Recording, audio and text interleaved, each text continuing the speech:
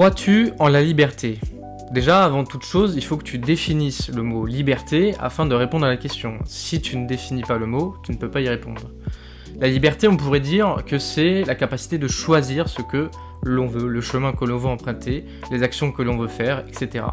C'est donc la liberté de choix. En soi, la liberté, donc on pourrait dire la capacité de choisir ses actions, est nécessaire dans une société, dans le sens où s'il n'y a pas de liberté, si on n'est pas en minimum en accord avec cette liberté-là, il n'y a pas de responsabilité ni de punition possible. Il n'y a pas de méritocratie, parce qu'en fait, les individus sont déterminés à la base, et tout ce qu'ils vont faire ensuite, en fait, c'est un enchaînement de causes dont l'individu n'est pas responsable, ne peut rien faire pour. Il est entre guillemets une espèce de marionnette, enfin une espèce de marionnette du destin.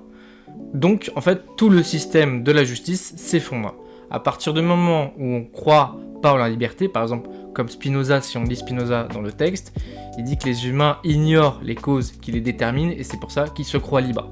Donc à partir de là, c'est l'ignorance qui fonde, entre guillemets, l'illusion de la liberté et qui permet tout le système de jugement derrière, que ce soit un jugement personnel, on juge un individu qui commet quelque chose, soit un jugement au sens de la loi, au sens du juré du sens du juge qui pose un jugement et une condamnation, ou même la méritocratie, comme j'en parlais dans d'autres vidéos, qui est impossible sans cette liberté, parce que du coup il n'y a pas de liberté d'effort.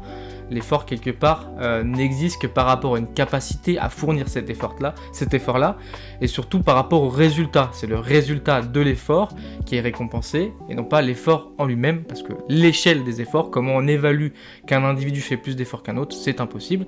Donc on juge au résultat, les résultats sont quelque chose d'inné et pas de choisi, en tout cas si on ne croit pas en la liberté. Donc forcément, ça fait tout tomber tout le château de cartes.